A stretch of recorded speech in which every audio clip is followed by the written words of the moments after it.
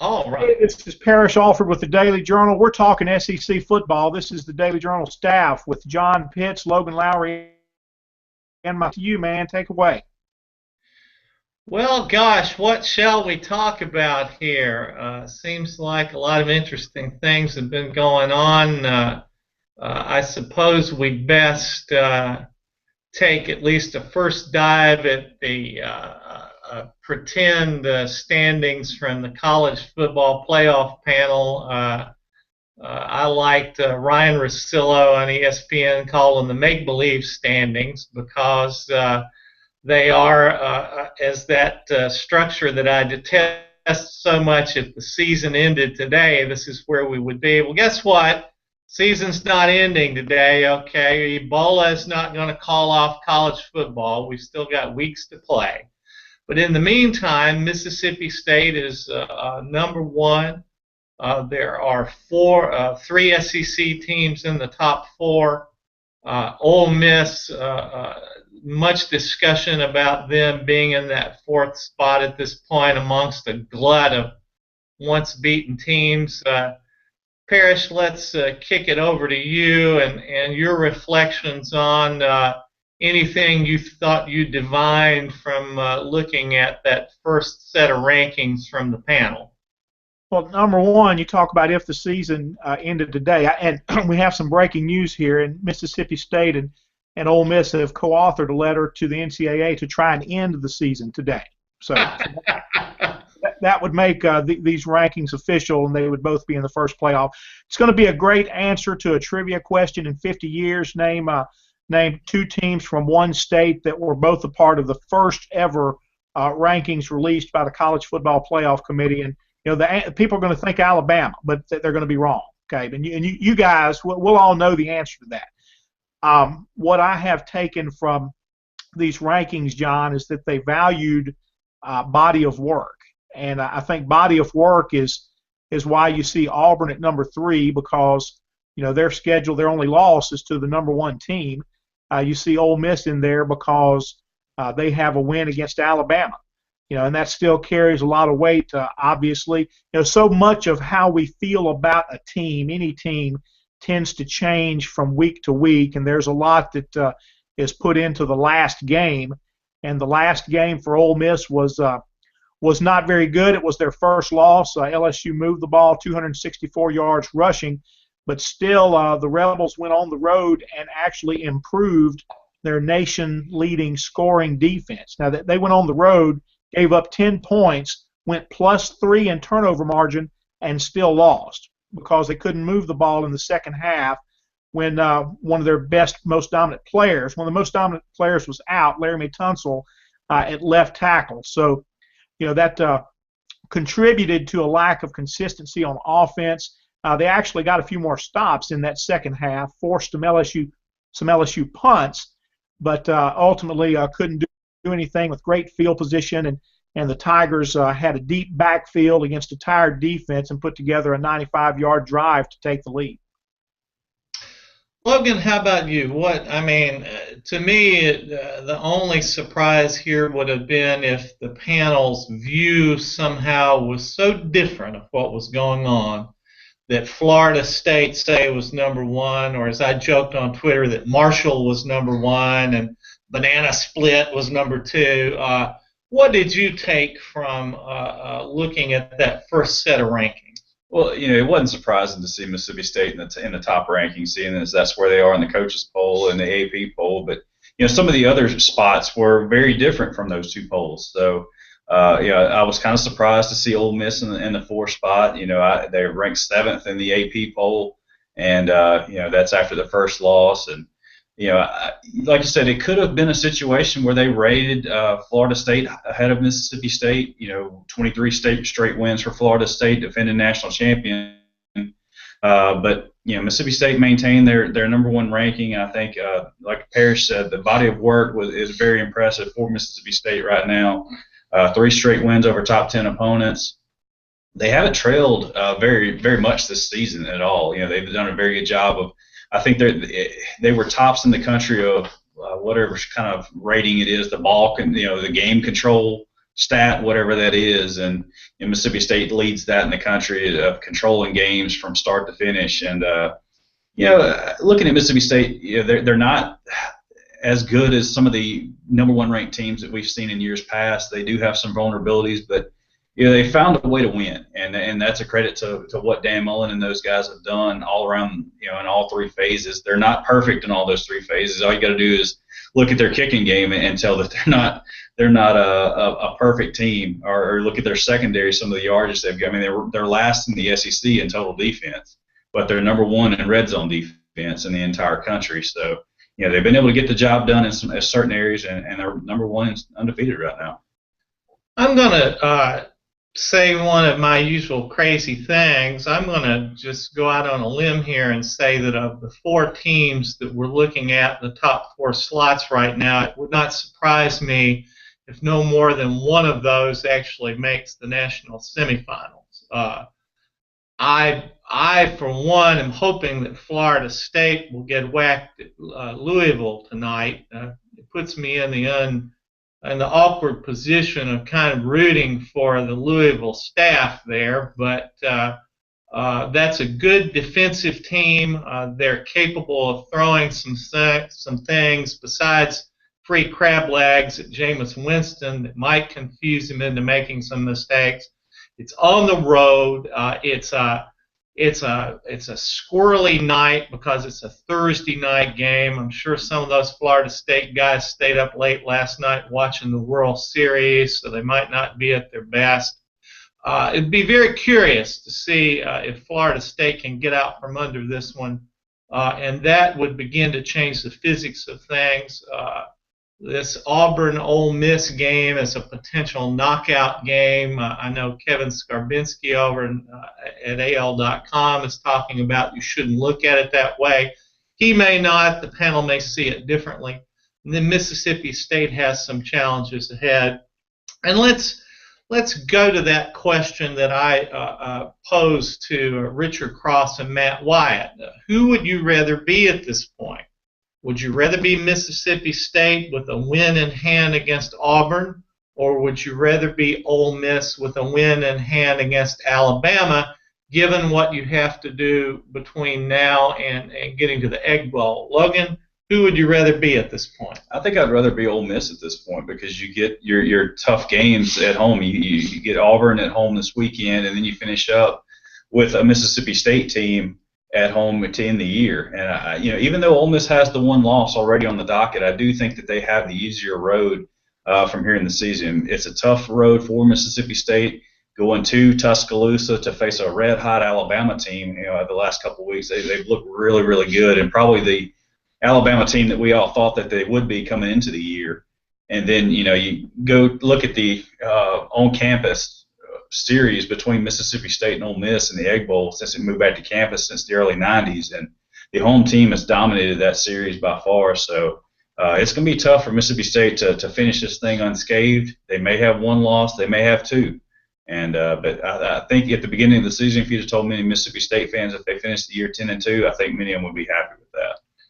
Parrish, how about you? Whose boots would you rather be in? John, I still think I agree with Logan. You'd rather be in Ole Miss's position right now, even though they do have one loss. If they were to finish with two losses, there's the human component to this playoff discussion right now. And you know what? If there's a human component and there's not a computer to take emotions out of it, I think a lot of people are just going to lean to Alabama. I think they're really going to value a win over Alabama. Not only with the Crimson Tide being a very good team, but just with the way they're playing right now. I think it's good for Ole Miss to have that win in pocket already. They do have difficult SEC games at home with Auburn and Mississippi State. They go on the road against an Arkansas team that, we know the recent history of Arkansas, 16 consecutive SEC losses right now. You've seen them come close to a lot of teams, and I'll tell you that's just if you're Ole Miss, that should be a matchup that's a little bit scary given the success that LSU had moving the ball on the ground between the tackles. LSU was relentless with their plan. They stayed with it. Arkansas will do the same thing. Alabama had some success running between the tackles, but got away from that plan. They ran wide. They continued to try to get the ball to Amari Cooper because it's what they do. But, you can't run wide on this Ole Miss defense, but I think LSU showed that you can pound it. I think Alabama's in a bad spot. They may lay waste to everybody that's remaining on their schedule, like Sherman laid waste on his way to Atlanta. They may not get to Atlanta because they've lost that game to Ole Miss. Ole Miss continues to take care of business. If they win out, obviously that's I believe head-to-head is the tiebreaker there. And so, again, the nightmare scenario even now would be if all of a sudden we have a bunch of teams with 2 losses. Right. And who is to say? But I must confess that if Alabama continues to play the way they've been playing, I'm looking at that November 15th game, and Mississippi State's going to have to bring more than they've shown to this point in all phases of the game to get out of there without, if they haven't lost before that, they will, I'm not discounting UT Martin, okay, but I just think that's a tough one. I think that's going to be an unbelievable atmosphere in Oxford. Obviously not going to be 2 undefeated teams. It's not going to be football Mageddon Part 7 or whatever, but it's going to be an impressive opportunity again to showcase the state and what's gone on here so far. You guys talk a lot about this weekend. I want to actually think ahead a weekend, as I sometimes do. If you are the coach of your respective teams, how are you handling these games against UT Martin and Presbyterian? Parrish, I'll start with you against the mighty Presbyterians. How long are you going to keep the starters in? Are there some guys you don't play? The nightmare scenario for either of these teams is that left tackle misses a block on the first drive and down goes Dak Prescott or Bo Wallace, and you've irretrievably changed the arc of the season for either of these teams. How do you think the coaches will approach those games on November 8th? Well, I tell you what, John, to start with, the problem in playing Presbyterian is that one team has no chance, okay? It's predestined. So anyway, I think you got to look at this game. You got to look at this game as an open date. Ole Miss, in essence, if they can get by the Auburn game, if they can win against Auburn, basically would have a 2-week open date. Now nobody's going to come out, no coach or player is going to come out and talk about it in those terms. I mean, you have the stories of Jacksonville State coming into Ole Miss and winning. You have Appalachian State winning at Michigan, and obviously the FCS team does sometimes win the game. This is not an elite FCS team. I think you have to look at it as an opportunity to rest players. You have to believe that your second-level players can beat Presbyterian. That being said, I think you start your starters, you give them a couple of series, you maintain some consistency. I mean, you do those sorts of things, and maybe there are a couple that you hold out completely. I mean, Laramie Tunsil needs to get healthy. You need him to be at his best when you go to Arkansas. But from a standpoint of how to approach this Presbyterian game, they will come out next week and say all the right things and tell us about equality and anyone can beat anybody and Rudy and Notre Dame and all kinds of things like that, because it's what they need to say. And you do have to have some level of respect for opponent, but really, I mean, your recruiting versus Presbyterian's recruiting, you need to be able to go into that game with the idea that you're going to rest key people. Logan, how about you from the perspective of the mighty Martins? Are they Skyhawks now? Is that what they are? Yeah. I remember when they weren't Skyhawks. I don't remember what they were before that, but they are the Skyhawks now. Well, there are going to be some interesting storylines for us in that, and I guess leading up to the game, with Dylan Favre up there playing quarterback. I think he's the backup quarterback at UT Martin right now. And of course, Jason Simpson, the head coach at UT Martin, was a former Mississippi State quarterback and baseball player before transferring to Southern Miss. So at least we'll have a little bit to talk about there. But I don't know about the game. The game we're probably not going to have a whole lot to talk about. It should be a blowout for Mississippi State. They'll get a chance to rest a lot of their starters, and that's the one thing you want to avoid is getting your starters hurt. You want to get them out there, get the score up, and then get them off the field and let some of your backups play. Early in the season, Dan Mullen tried to get Damian Williams a lot of reps at quarterback. He was alternating Dak Prescott and Damian Williams by series, and that was kind of to the dismay of a lot of Mississippi State fans during those first 3 ball games. But we really haven't seen a whole lot of Damian Williams since the 3rd ball game of there at South Alabama. So I think we'll see a lot of Damian Williams in that ball game, a lot of those second-string defensive players that kind of have been under the gun the last couple of weeks. Defense that they were that Jeff Collins likes to call them. They haven't really played all that well. They definitely have been a drop-off from the 1A defense. So I think we'll get to see a lot of those guys try to get back on track against UT Martin. And, it sets up really well for Mississippi State. We talked about how huge the Alabama game is, how huge the Egg Bowl will be this year. Well, they'll get a UT Martin before they go to Tuscaloosa, and then they turn around and play a Vanderbilt before they play Ole Miss. And even though they have 6 consecutive games to finish the year with no more byes, you look at the Vanderbilt game, you look at the UT Martin game, and think that that's pretty much a bye right there.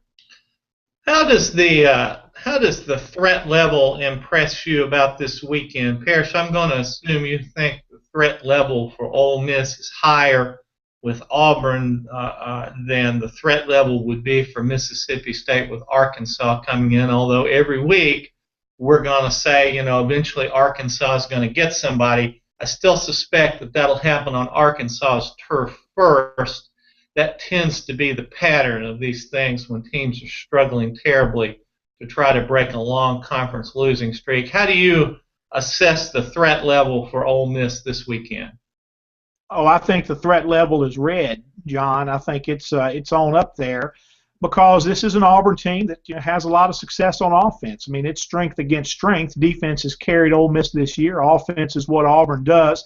They're going to score some points. Ole Miss is going to deny points.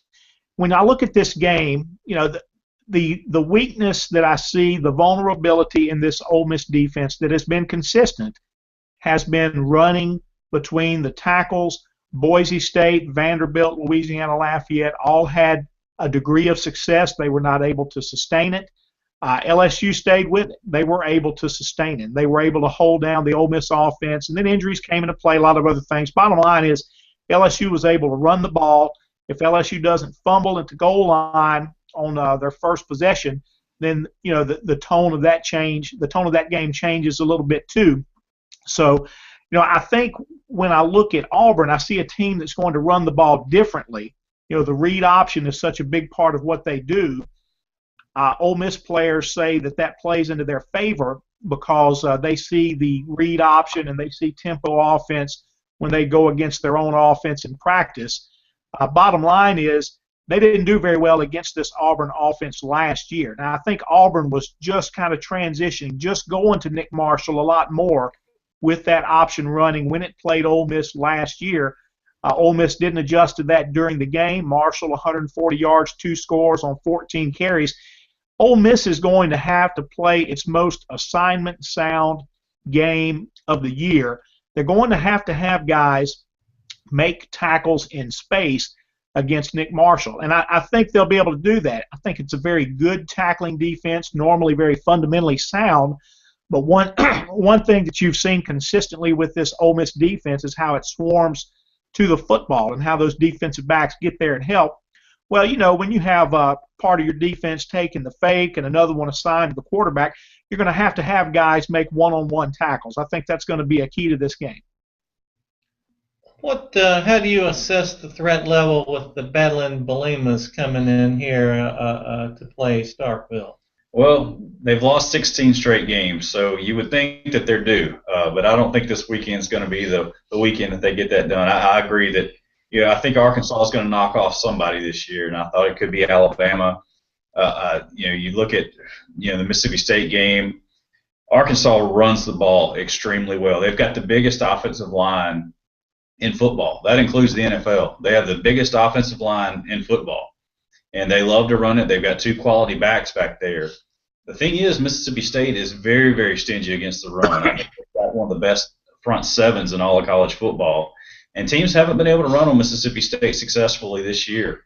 Most of the yardage that they're picking up on the ground are quarterback scrambles. After the plays break down, the quarterback, basically has an open field and he takes off running.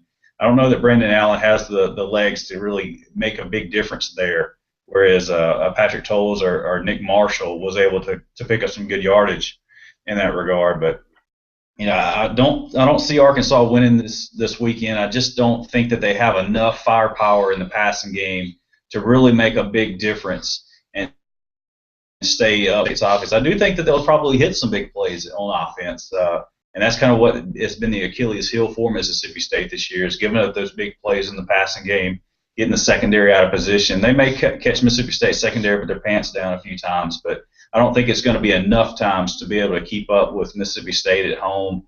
It's been 3 weeks since State's been at home. The crowd will be into the ball game, and it's the first time that a number one ranked Mississippi State team will take the field at home, and that's going to be a pretty big deal in Starkville this weekend.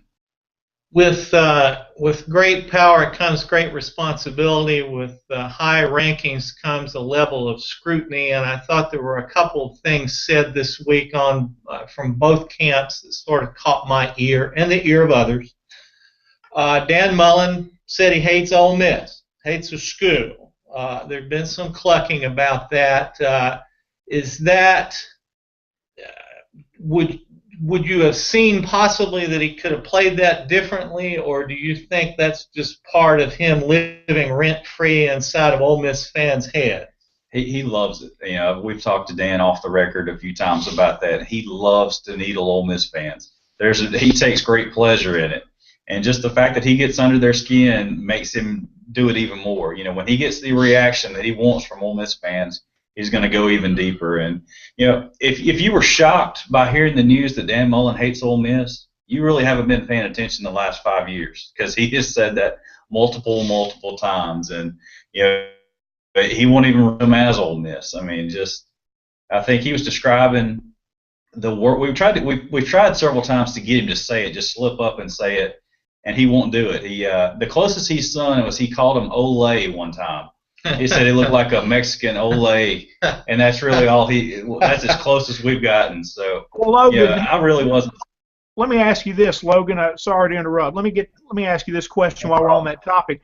Do you think he hates Ole Miss, or is this just part of the entertainment industry?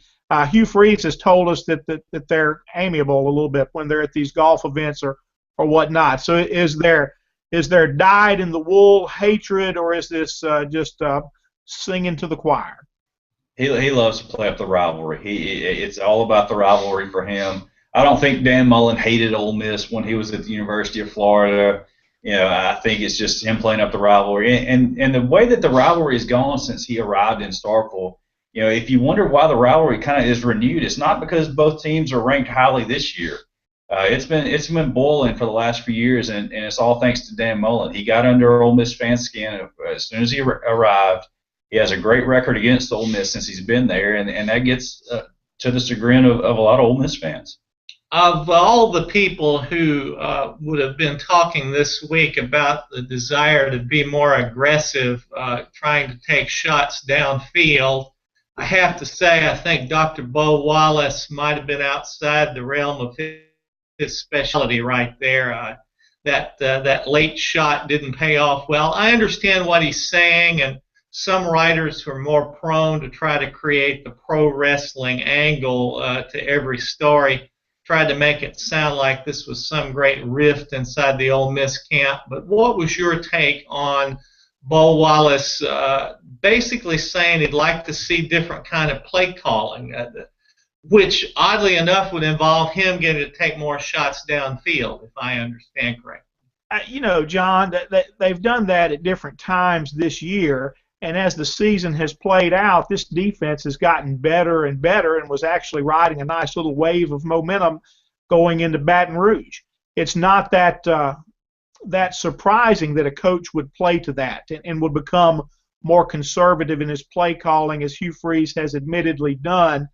uh, those plays would work out a little better if Ole Miss was a little more functional in the running game, and they're just not. So that makes it a little harder to be conservative in your play calling. I think you're going to see a more aggressive approach against Auburn for a couple of reasons. Number one is not because Bo Wallace called him out on it at the Monday presser. I think you'll see more aggressive play calling because the non-aggressive approach at LSU did not work. I went back and counted up first down plays in the second half. There were 14 of them. The last 3 were passes, okay, when they were in frantic mode at the end. 9 of the first 11 were runs. Those 9 runs accounted for 2 yards. 3 or 4 of those plays lost yardage. So I think you're going to see more aggressive play calling because the conservative approach just didn't work against LSU, because Auburn has been prone to give up passing yards. Now, they're pretty good with pass defense efficiency. They'll intercept a lot of passes too, but they're going to give up a lot of yards. I think Hugh Freeze is going to look at that and see opportunity. And, I think you'll see a more aggressive approach to first down play calling against Auburn. Parrish, did the moment get a little too big there in the last minute at Baton Rouge? Did the air get a little thin on them as they were trying to decide how to handle things, whether to come out and kick, whether to come out and take another shot? Obviously, they'd love to have magically found a timeout in there that they could have thrown down. Did the moment get a little too big for them? Yeah, I think that's possible. I mean, Hugh told us that he looked and saw the official standing over the ball, and he just stood there for a long time, and and that threw him off a little bit there. So, at that point, you've got an untested kicker, you've got a little bit of time on the clock still. You do have the opportunity if you manage it correctly, and history shows us that they did not. But had they done this correctly, they would have had the opportunity to at least get their kicker a little bit closer, at least get him on his more comfortable hash. So I understand that part of it. What I think happened there at the end was basically Bo Wallace reverting to Bo Wallace, and I don't mean that in a bad way. You hear all this good Bo, bad Bo narrative. Look, Bo Wallace is a gunslinger. Bo Wallace came in from junior college with the mentality of can do. I can do this, okay, with great confidence. Ole Miss needed that in 2012. They've needed that approach less as Freeze has added more talent to the program. And, it was a very risky throw that he made. It didn't work out well. I've seen other people praising him for taking the chance, noting that Nick Marshall took some chances last year. Auburn took some chances and had a couple of miracles there. Bottom line is, the field goal approach, if you make it, that tends to work out in your favor more often than not, kicking the field goal. But I just think Wallace went back at that point to his gunslinger right out of junior college approach, and he was fixing to take over and win the game, and it just didn't work out that way. We got about a 1-minute warning here. I want to kick out one quick one to both of you. I'll start with you, Logan. On a scale of 0 to 10, 10 being absolute certainty, how do you feel? How strongly do you feel that Dan Mullen will take the field as the Mississippi State coach in 2015? I'd say at about a 7 right now. I do think he enjoys the town of Starkville. He's got job security there now. Mississippi State has met every demand that he's wanted facility-wise, and this is kind of the first year that all of that's kind of came into fruition. So I'd say at about a 7 right now, and we'll kind of see as some of those jobs start opening up. How about you, Parrish, on a scale of 0 to 10, Hugh Freeze taking the field next year as the Ole Miss head coach in the first game? Oh, I think it's 8, John. For different reasons. So, you look at Freeze as a guy who is a native Mississippian who grew up an Ole Miss fan, and all that sounds good and it plays good, and that's fine, and that does come into play. But so do the dollars. A million here, a million there, and pretty soon you're talking about real money. The fact is, these coaches are over $3 million right now. State and Ole Miss have gotten into the salary war.